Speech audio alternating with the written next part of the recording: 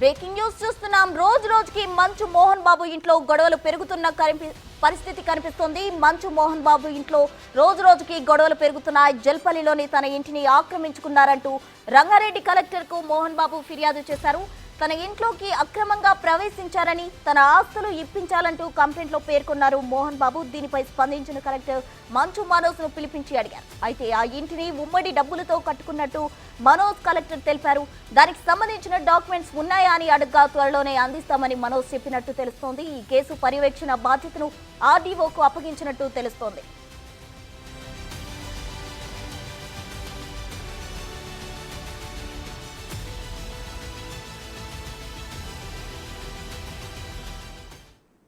మంచు ఫ్యామిలీ వివాదం రోజు రోజుకి ముదురుతున్న పరిస్థితి కనిపిస్తోంది. జల్పల్లిలోని తన ఇంటిని ఆక్రమించుకున్నారంటూ రంగారెడ్డి కలెక్టర్ కు మోహన్ బాబు ఫిర్యాదు చేయడం జరిగింది. దీనికి సంబంధించి పూర్తి వివరాలు మా ప్రతినిధి సురేష్ అందిస్తారు. సురేష్,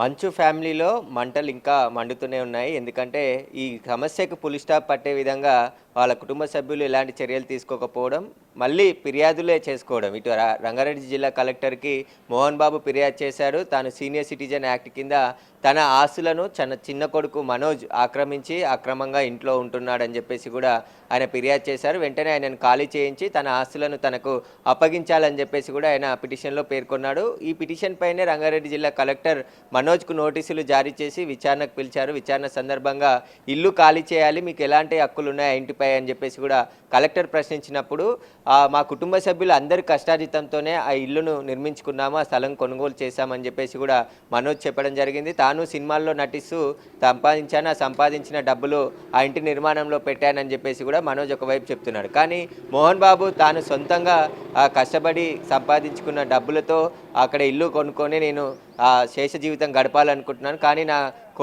చిన్న కొడుకు మనోజ్ తీవ్ర ఇబ్బందులకు గురి చేస్తున్నాడు, అక్రమంగా ఇల్లును కబ్జా చేశాడని చెప్పేసి కూడా ఆయన ఫిర్యాదులో పేర్కొన్నాడు. కాబట్టి దీనిపైన రెవెన్యూ అధికారులు విచారణ చేపట్టడం జరిగింది. స్వయంగా కలెక్టరే మనోజ్ని పిలిచి వివరాలు అడగడం జరిగింది. దీనికి సంబంధించి మీ దగ్గర ఎలాంటి ఆధారాలు ఉన్నాయి, ఈ ఇల్లు కొనుగోలుకు కావచ్చు, స్థలం కొనుగోలుకు సంబంధించిన ఆ డాక్యుమెంట్స్ ఏమైనా ఉన్నాయని చెప్పేసి కూడా మనోజ్ని ప్రశ్నించినట్టు తెలుస్తుంది.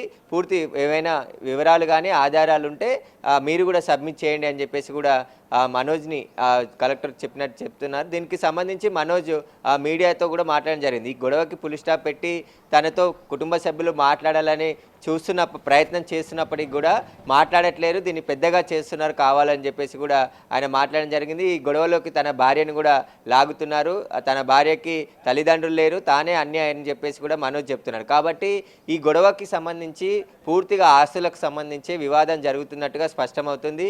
ఇటు యూనివర్సిటీకి సంబంధించిన ఏదైతే ల్యాండ్ కావచ్చు, స్కూల్ బిల్డింగ్స్, వాటన్నిటికీ సంబంధించి వివాదం గత కొద్ది రోజుల దాకా జరుగుతుంది. దాంట్లో అవకతవకలు జరుగుతున్నాయని చెప్పేసి కూడా మనోజ్ చెప్తున్నాడు. అవి ప్రశ్నించినందుకే నాపై కక్ష కట్టి మా నాన్నని తప్పుదోవ పట్టిస్తున్నారని చెప్పేసి ఒకవైపు మనోజ్ చెప్తున్నాడు. కానీ ఈ కుటుంబ తగాదాలు కుటుంబమే సాల్వ్ చేసుకోవాలని చెప్పేసి కూడా కోర్టులు కూడా చెప్పాయి. కానీ వాటికి పులి స్టాప్ పెట్టకుండా రోజు రోజుకి ఒక కొత్త వివాదానికి మంచి ఫ్యామిలీ తెరలేపుతున్నట్టుగా అవుతుంది. ఎందుకంటే మళ్ళీ మోహన్ బాబు ఫిర్యాదు చేశాడంటే, ఎందుకంటే గొడవ జరిగిన తర్వాత రాచకొండ పోలీసులు నోటీసులు జారీ చేసి ఖచ్చితంగా ఏదైతే అక్కడ శాంతి భద్రతలకు విఘాతం కలిగిస్తే కఠిన చర్యలు తీసుకుంటామని హెచ్చరించడంతో మోహన్ బాబు తిరుపతి యూనివర్సిటీకి వెళ్ళి అక్కడే ఉంటున్నాడు. మనోజ్ మాత్రమే ఆ జల్పల్లిలో నివాసంలో ఉంటున్నాడు. ఆ నివాసాన్ని ఖాళీ చేస్తే తాను ఇక్కడికి వచ్చి ఉంటానని చెప్పేసి కూడా మోహన్ బాబు కలెక్టర్కి ఫిర్యాదు చేయడం జరిగింది. కలెక్టర్ కూడా విచారణకు ఆదేశించారు.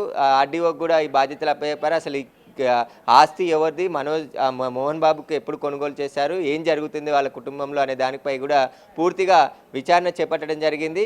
మళ్ళీ మోహన్ బాబు స్టేట్మెంట్ కూడా రికార్డ్ చేసుకున్న తర్వాత కలెక్టర్ ఆదేశాలు జారీ చేసే అవకాశం కనబడుతుంది. ప్రస్తుతానికైతే జల్పల్లి నివాసంలో మనోజ్ తన కుటుంబంతో అతను ఒక్కడు మాత్రమే ఉంటున్నాడు. మోహన్ బాబు తిరుపతి యూనివర్సిటీకి వెళ్ళి అక్కడే ఉంటున్నాడు. కాబట్టి విష్ణు ఎలాగో జూబ్లీ హిల్స్లో ఆయన సపరేట్గా ఉంటున్నాడు. కాబట్టి తన నివాసాన్ని తనకు హ్యాండ్ ఓవర్ చేయాలని చెప్పేసి కూడా మోహన్ బాబు కలెక్టర్ని ఫిర్యాదులో కోరడం జరిగింది. దానికి సంబంధించి ఇప్పుడు రెవెన్యూ అధికారులు విచారణ చేపట్టడం జరిగింది. మళ్ళీ మోహన్ బాబు విష్ణును కూడా విచారించిన తర్వాత కలెక్టర్ ఏ నిర్ణయం తీసుకుంటారనేది కూడా తెలుస్తుంది. ఖచ్చితంగా మళ్ళీ మరొకసారి మనోజ్ కలెక్టర్ విచారణకు హాజరయ్యే అవకాశాలు కూడా కనబడుతున్నాయి.